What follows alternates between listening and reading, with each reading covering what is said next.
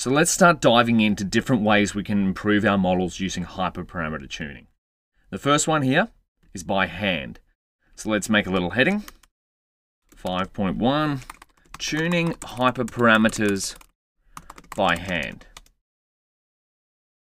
And so far, we've talked about dealing with training and test data sets.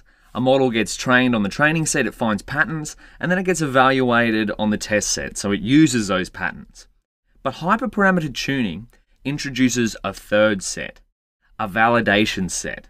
So if we have a look here, this is what it's going to look like when we tune hyperparameters by hand.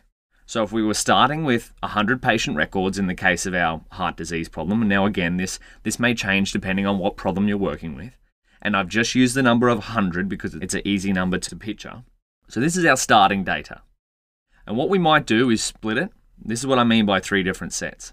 So we split. We might use 70 to 80%, so 70 patient records as a training split.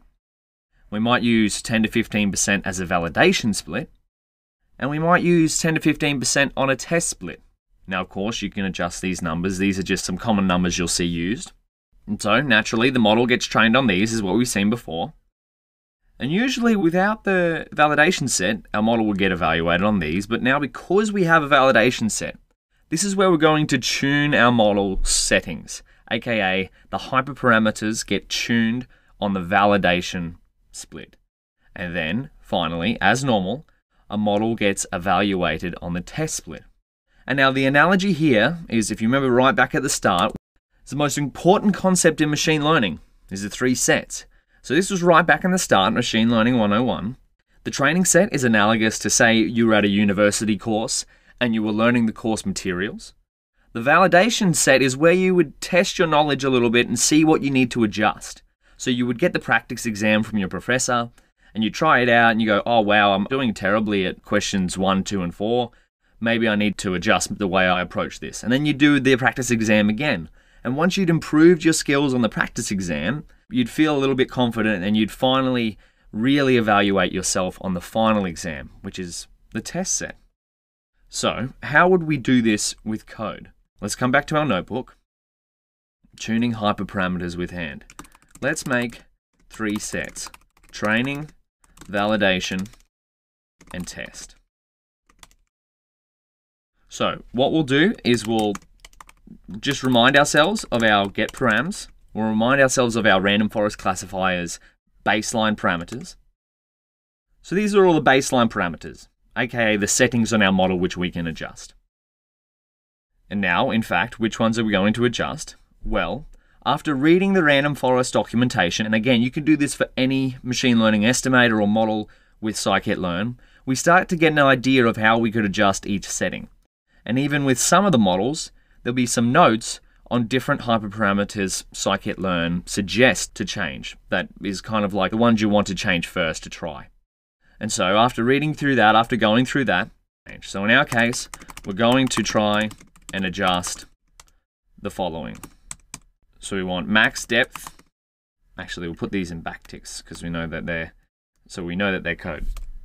Max depth, max features, min samples leaf. If none of these make sense, remember the definition to all of these is in the documentation for any model. So if we come up here, min samples leaf.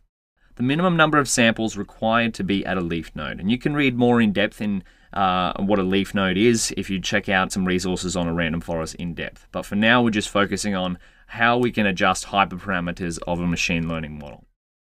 Min samples leaf, and min samples split, and n estimators. Wonderful.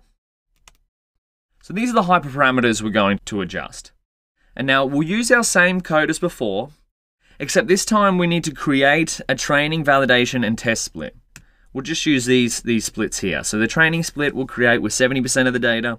The validation and test sets will each contain 15. And we'll get some baseline results. So we've kind of already got them, but we'll do it again, get some baseline results. And then we'll see how we can tune the model's hyperparameters by hand. And since we're going to be evaluating a few models, I think it's important that we create an evaluation function. So this is what you might want to do whatever model you're working on, is create functions if you know you want to do something more than once. So it saves out writing lots of code. But again, that's probably a bit different to what we've seen in the past, right? We know we like to write everything out by hand. We'll just leave a little doc string here. Performs evaluation comparison on Y true labels versus Y pred labels. And now, as we saw in the evaluation section, the main thing evaluating machine learning model does is it compares its predictions versus the true labels. So that's what this function is going to do. So because we're working with a classifier, we want accuracy, accuracy score, Y true, Y preds. We also want precision.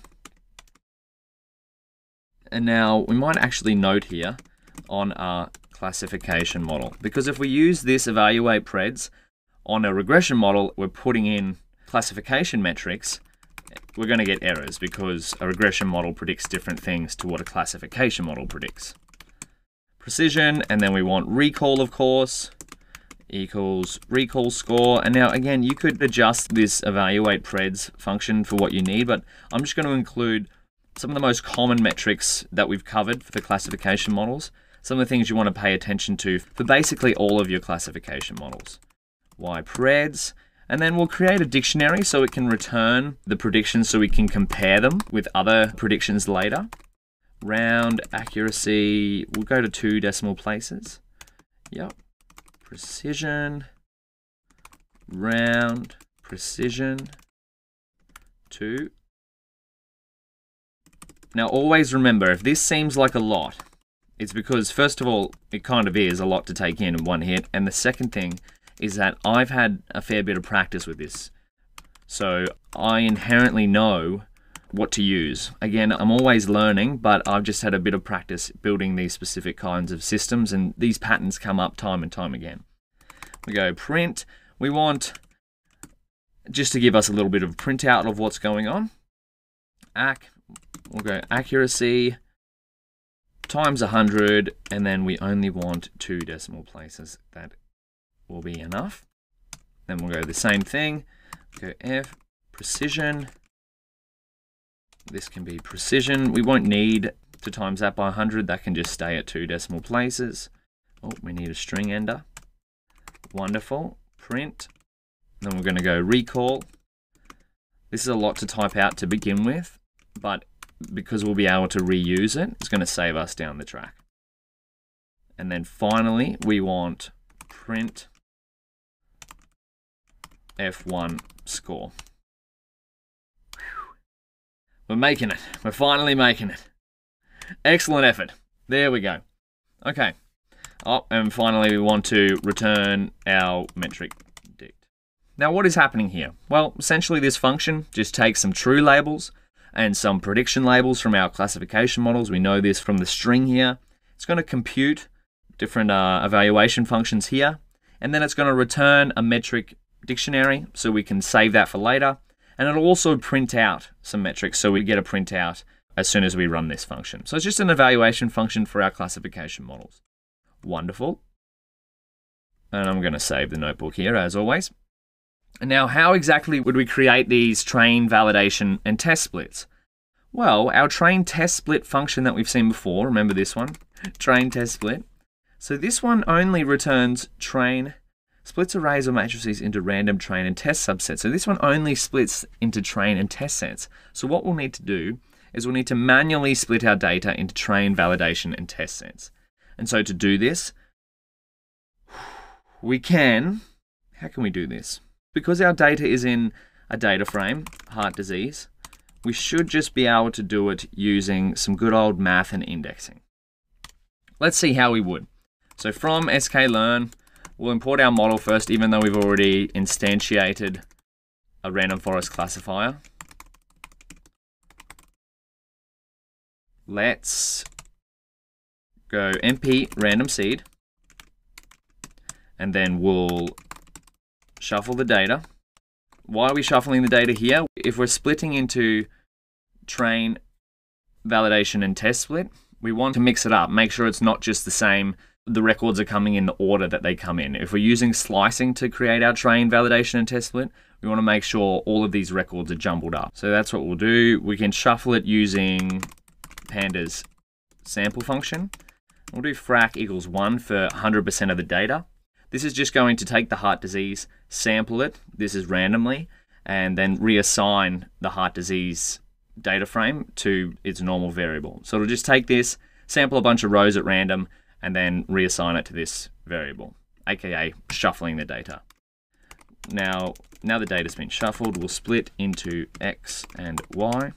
Actually, we might save that to heart disease shuffled. That's a better idea. X equals, this time we need heart disease shuffled, and then we're going to drop the target column here. This video is dragging a little bit on, but this is an important concept, right? We're going to see here, it'll all be worth it because we'll be able to improve our models using hyperparameter tuning. Split the data, validation, and test sets, wonderful. So the train split, how are we going to do this? Well, we need to create a number that we can use for slicing. So we want 70% of the length of our data. So you see what's happening here? Train split, we need a number. We need 70%, so 0.7 times the length of heart disease shuffled. And this is going to be 70% of data. And then we need a valid split, which is going to be, do you remember? Do you remember what the split is? 15%, that's what we've agreed on. Wonderful, so we can do that in the same way. That will be train split. Because we want to index, we want the next 15%. So train split plus 0.15, the length of our heart disease shuffled data frame. This is 15% of data. Wonderful. And so X train, Y train is going to be the X data up to the train split, and the Y data up to the train split. Wonderful. And then X valid, Y valid, sorry, is going to be the X data from the train split to the valid split. And the same thing for Y is going to be the Y data from the train split to the valid split. And then we're going to have X test is going to be, and Y test is going to be the X data from the valid split onwards. So the rest of the data. And then Y from the valid split onwards. Whew! That was a lot so far. Let's just see what's going on, right? Let's go len, print it out, X train, and then we want len X valid, and then we want len X test. Okay. So the training set has 70% of the data, aka 212 rows. The validation set has 46 rows, 15% of the data.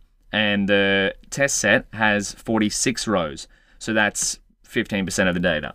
There's different amounts here, even though they're both 15%, because we've used round. We have an odd number of samples in the heart disease shuffled data set. So there's going to be a spillover of 1 somewhere.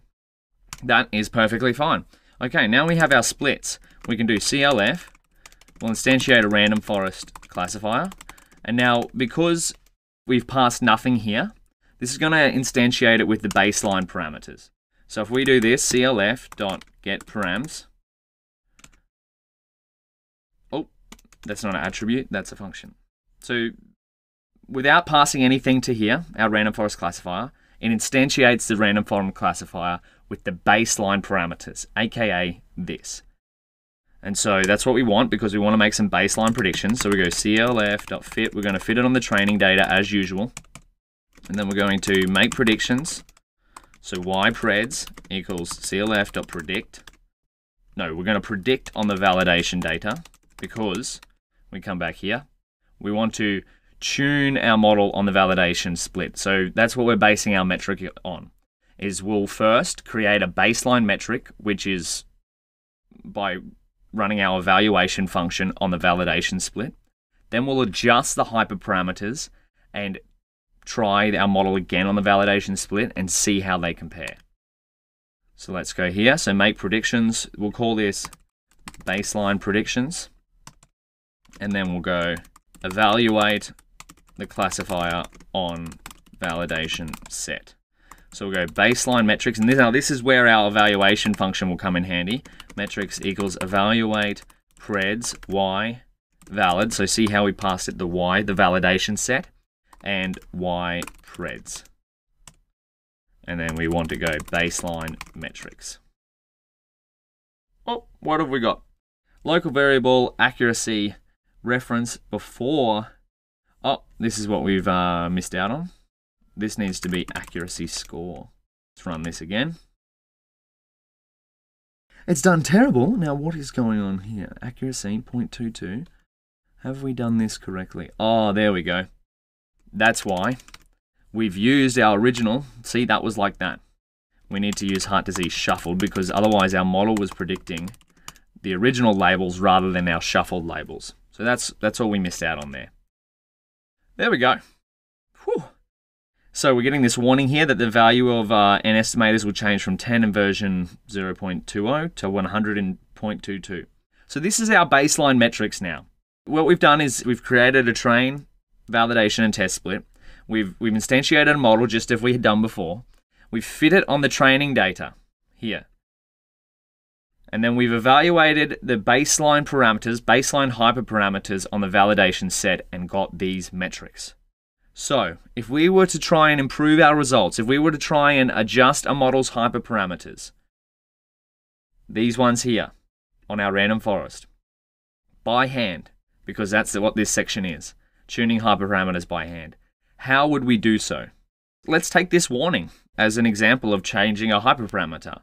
Let's change, and again, if you're using Scikit-learn 0.22 or above, you won't get this warning, but since we're getting this warning, we're going to try and adjust our hyperparameters. We'll change n estimators, which is this one here. We'll change it from the baseline of 10 to 100 and see if we get a different score on the validation set. Create a random seed 42. What we're going to do is create a second classifier with different hyperparameters. Because remember, instantiating our random forest classifier up here, passing it nothing, instantiates the classifier with the baseline hyperparameters it comes with right out of the box. So like using your oven's predefined settings when it comes out of the box to cook your favorite dish.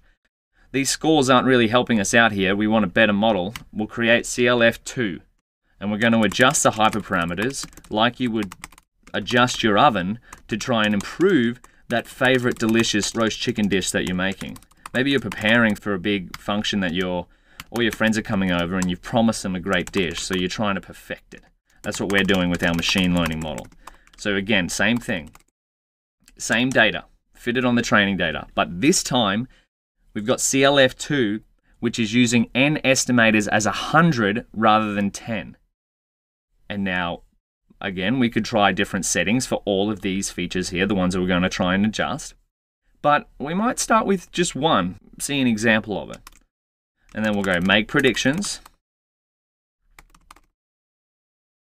So y preds 2, because we're using CLF2, CLF2.predict x valid. We're doing the same thing as up here.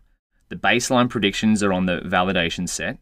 And now make predictions with different hyperparameters on the same data. So different model, same data. And now we're going to evaluate the second classifier. CLF2 metrics equals, we're using our evaluation function again already, the one we created before. And we're saving a fair few lines of code by just calling it like that. All right. Now let's check it out. Okay. So now if we compare, using the baseline hyperparameters that our model came with, what can we see that's different here? All we've changed is n estimators equals 100. So we've adjusted one dial on our model. So like adjusting one dial on your oven. We can see a slight boost in accuracy on the same data. So CLF2 has a slightly higher accuracy. It's got a higher precision, but a lower recall, and at the same F1 score. Okay. That's giving us a little inkling that maybe if we kept going with different hyperparameters, we kept trying to adjust them by hand, we would eventually just hopefully keep improving these metrics. So what would you think we would do next? If we go up here, maybe we try to change the max depth. So what's the default max depth? We find it in here. Max depth is none. So maybe we'd look at the documentation and go to the different variables that max length can take. So it can take integers or none. Default is none. The maximum depth of the tree. And doing our research, reading the documentation, we see some different values for max depth. So then we'd go back to our model here, and maybe we create CLF3 equals random forest classifier. This time we'll keep n estimators as the same, equals 100. And then we'll change max depth from none to equal 10. Now, I haven't made this number up. I've done some research, read the documentation, and figured out different ideas for max depth. And then we might do the same thing as what we've done here, evaluate our third classifier. As you might have guessed, or as you might have thought, if we're going through and adjusting all of these by hand, adjusting all the knobs by hand, that's going to take a fair bit of work, right? So just like perfecting your dish in real life, like if you're making a favorite chicken dish, everyone's coming over for dinner, you're trying to adjust the settings on your oven, you may have to go through a bit of trial and error, right? You might cook it once and then it's not that good, and then by the 10th time you're starting to get really good. But that could take a lot longer with what we're trying to do here, writing code. If we have all these different settings up here, trying to change these, trying to find the best settings, that could take far longer than what we have. And the rule is, in code, don't repeat yourself. So you might have guessed, Scikit-learn has a way, a method inbuilt that can do this for us. Try a bunch of different settings for us. And that's randomized search CV. But we're going to have a look at that in the next video. This one's already getting far too long. But the main takeaway here is that when we're tuning a model's hyperparameters, you can think of the training set as like the course materials where you're learning the foundation data. That's the training set. And then on the practice exam, you're refining what you know. So you've already learned all the baseline patterns like our model. And then with the validation set, we're adjusting the settings. So we're refining what the model knows, how it learns different things before we test ourselves on the final exam. So in AKA, before we evaluate our model on the test set. Now don't worry if you're feeling a little bit overwhelmed, go back through the code that we've written, check it out. You could try out adjusting a few different hyperparameters yourself, but if not to worry. We're going to see in the next video how we can use a module in Scikit-learn to try different hyperparameters for us.